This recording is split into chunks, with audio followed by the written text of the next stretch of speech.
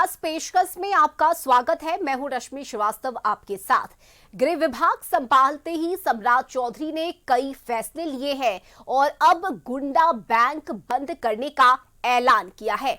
क्या है गुंडा बैंक और इससे क्या है नुकसान, वो हम बताएंगे और साथ ही देखेंगे झारखंड में कांग्रेस विधायकों ने ही विधानसभा में कांग्रेस कोटे से मंत्री इरफान अंसारी को घेरा और सीएम हेमंत सोरेन ने झारखंड में विकास योजनाओं की धीमी गति के लिए क्यों केंद्र को ठहराया जिम्मेदार। अगले आधे घंटे तक बने रहिए हमारे साथ। और सबसे पहले खबर बिहार में गुंडा बैंक की। सम्राट चौधरी ने जब से गृह विभाग संभाला है लगातार चर्चा में बने हुए हैं। अपराधियों के खिलाफ अभियान जारी है, कई जगहों पर एनकाउंटर हुए और सरकारी जमीनों से अवैध कब्जा हटाया जा रहा है, जिससे खलबली मची हुई है। और अब उन्होंने एक और बड़ा ऐलान कर दिया है, गुंडा गैंग का शटर डाउन करने का।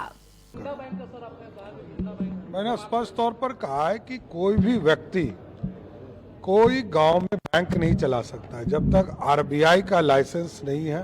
ना गुंडा बैंक चला सकता है, ना सूदखोरी पर पैसा को लगा सकता है। जिस गुंडा बैंक की सम्राट चौधरी बात कर रहे हैं वो क्या है, पहले वो समझते हैं। बिहार में बड़े पैमाने पर अवैध तरीके से सूद पर रुपए लगाने का धंधा चल रहा है। गरीब और जरूरतमंदों को सूद पर रुपया दिया जाता है। मजदूर लोगों से मनमाना ब्याज वसूला जाता है। लोन के लिए जमीन और जेवर गिरवी रखा जाता है। वसूली के लिए लोगों को प्रताड़ित किया जाता है। सम्राट चौधरी के ऐलान के बाद बयानबाजी शुरू हो गई है।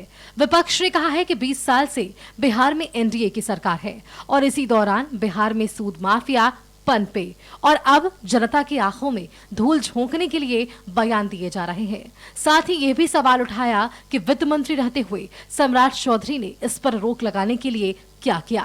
तो जेडीयू ने विपक्ष पर सूदखोरों को संरक्षण देने का आरोप भी लगा दिया। भाई 20 वर्षों से तो सत्ता में आप थे और आपकी ही सत्ता चल रही है। सम्राट चौधरी जी भी उस मंत्रिमंडल में थे और लगातार ये आज जो नया कंसेप्ट गुंडा बैंक के नाम से लाए हैं, तो इस गुंडा बैंक को बढ़ावा किसने दिया? सत्ता के लोगों ने। सत्ता के संरक्षण में ऐसे सूदखोर लोग बढ़े, ऐसे साहूकार लोग बढ़े जो कहीं ना कहीं गरीबों, शोषितों, वंचितों को, दलित को, अति पिछड़ा समाज को उनके समय पर पैसे दे करके उनको प्रताड़ना का शिकार बनाते हैं। और जो किसान छोटे हैं, जो खेतिहर मजदूर हैं, उनको भी ये पैसा दे करके उनके साथ किस तरह का न्याय करते हैं, ये सब लोगों ने देखा।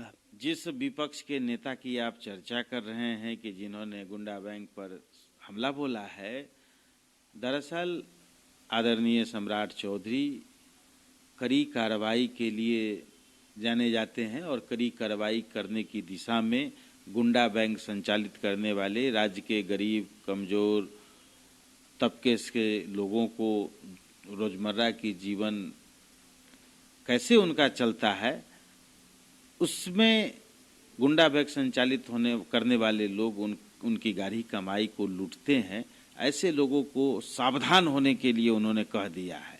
जो लोग सावधान नहीं होंगे वैसे लोगों की कड़ी इलाज होगी और ऐसे लोग सावधान हो जाएं, यही माननीय सम्राट चौधरी जी का कहना है। नहीं तो सरकार कार्रवाई करने की दिशा में बहुत तेजी से आगे बढ़ चुकी है। गुंडा बैंक या कहें कि सूदखोरों के शिकार लोगों के पलायन या खुदकुशी की खबरें अक्सर सुर्खियों में रहती हैं।